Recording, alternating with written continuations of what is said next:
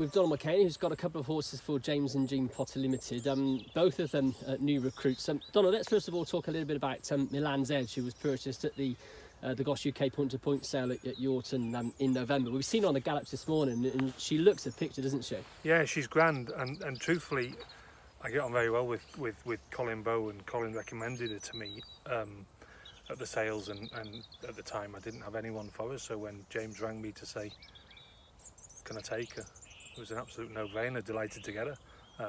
She had a little bit of a break before she came, and she's working away, and we're thrilled with her. She's doing her job really well. We had a little bit of a hold-up with the weather this week, as most people had, but you know, she's rattling on now, doing plenty of fast work, and her work's good and solid, and she enjoys it, and we're really pleased with her. As a generalisation, she's definitely going to get 2.5. Whether she wants 3 after that, I don't know at this stage. We're just working away at her, and we'll start her off possibly in a bumper, possibly straight over hurdles, whatever comes up at the right time, and learn from there, truthfully. But until you start running them, you never really know. But she's switched off enough that she should keep getting further. And she's by a top sire in Milan, from the family of Morello, of course, who was trained not far from here, I suppose, in Mary Reevely up in Saltburn. So she's certainly got the breed, hasn't she? Far enough, yeah. But she's got the breed. Yeah. We're that way somewhere. Yeah, it's a good family, and he's a good solid old sire, isn't he? You know, so hopefully we can have. It's great to get her, and hopefully we can have some luck with her. She's very switched off, but I've noticed when we started galloping her, the more you do with her, the better she does it, which is always a good sign, you know. So she'll only do as much as she has to do, but you work her with a better one, and she'll work better. So that, I would say, that's really positive. So bar that little hold up with the weather, she's on course, and we'll hopefully see her on a track within the next couple of weeks. Yeah, couple to 3 weeks, yeah, hopefully, and a fair wind and somewhere sensible to go, and we'll be kicking on, yeah.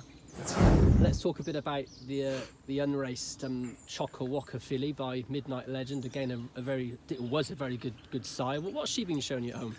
Yeah, look, she's grand. She's only just turned 4, and she's probably not 4 yet. I bought her as a foal, the Kelvin Hughes dispersal at Doncaster, and obviously James and Jean want fillies with nice pedigrees, you know, and she's got a really nice pedigree, and I've never had a Midnight Legend before and always wanted one. She's a little immature. She's doing everything we ask her to do. She started doing a bit of schooling as well, and that sort of stuff, and you know, she's doing more now, better than she did. Look, she's improving all the time. I would think she'll certainly have a racecourse gallop in a few weeks, and that'll tell us whether she wants running this year or not. Truthfully, she'll be well schooled by the time she does that as well, and you know, she's just learning the job nice and quietly. She's the most forward of my now 4-year-olds.